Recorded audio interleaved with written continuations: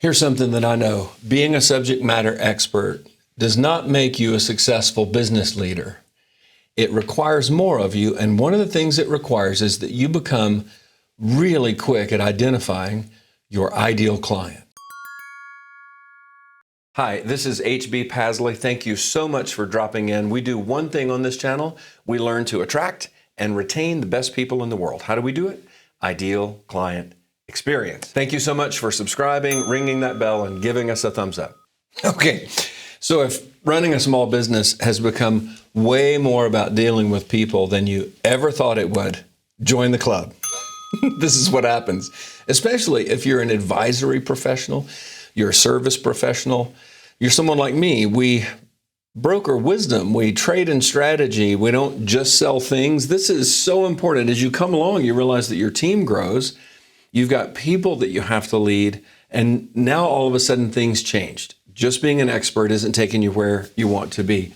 You have to learn how to focus the attraction that comes toward your firm by identifying your ideal client and creating ways that that ideal client can find you more attractive.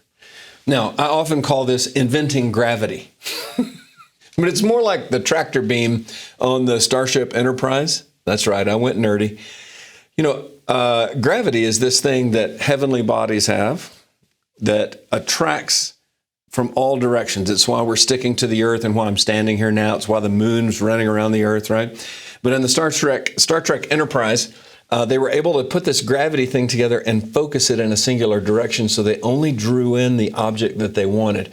This is what happens when a business begins to focus its efforts on its ideal client and learn how to just attract that ideal client. The way you know if this has been a problem for you is you just open up the list of your present client database and segment the number that are ideal, not so ideal, or frankly, not good at all, and ask yourself, why have you been attracting people from angles and doorways into your firm that frankly, they just shouldn't be coming in? This might include teammates or new hires. Why have we been hiring some people that haven't been good fits for us?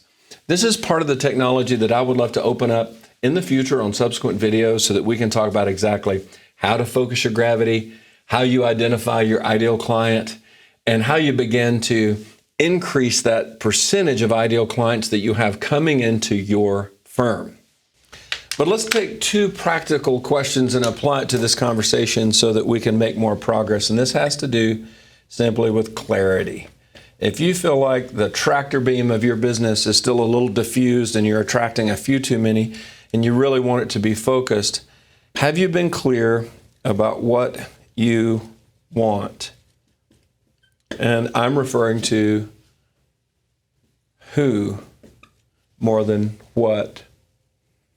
Who do you want to attract over time? Can you define these people? Can you profile them? Can you make a list of descriptives, demographics, and psychographics and problems that they face that you are really suited to work with? By the way, this will apply to both your team, your professional colleagues, and your clients. And then number two, have you been very clear about who you do not want? And this is not being mean. This is just being honest. You've been in business long enough to know that there are some people that are simply not good fits for you. Now, many people who aren't in the business of helping people with strategy or helping people make life decisions may find this to be a little esoteric because they say, look, anybody that comes in the door, I'm going to sell them the widget because that's why I'm in business. But listen, I'm here to talk to those of you who don't just sell widgets. You are the widget. And if you are the widget, these two questions should help you make some progress today on defining your ideal client and focusing your gravity. Have you been clear enough on who you want? And are you clear enough on who you don't want? Cheers. Wah! Yes, I'm glad you're here. Wah! Wah! I've got a new book coming out this fall. It's called Never Drop the Ball Again. It's about how this ideal client experience is going to save your business. Well, if your business needs customers or clients or colleagues or any of those kinds of things, if you want to hear about the release date, maybe get some tips on an advance copy, and just be part of a connection with me, please shoot me a note. I'm old school this way. I would like to join you here and keep you connected. Thanks for stopping by. Cheers. And here's to the best version of you.